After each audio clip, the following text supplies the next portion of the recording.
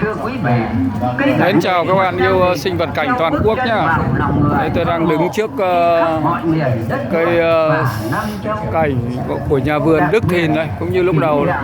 Đây là tác phẩm có tên là Mộc Long Tọa Thạch. Thái Bình Dương, thành phố Hồ Chí Minh. Đây là hình dáng một ông rồng đấy các bạn.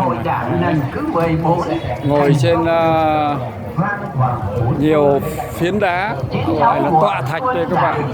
Dưới đây là cái bệ cũng rất ý nghĩa đấy ạ. Và Mộc Long Tọa Thạch đánh đuổi xâm năng nước thịt cường, đổi mới tư duy thời mở cửa.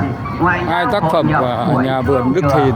Quê hương cảnh đẹp đời khơi xa, 96 mùa xuân. Cảm ơn các bạn ở phương xa yêu sinh vật cảnh mà không về Nam Định được, nên đến gửi đến các bạn các cái tác phẩm này đấy ạ. Và cảm ơn các bạn nhé. Tôi lại đi tiếp luôn này.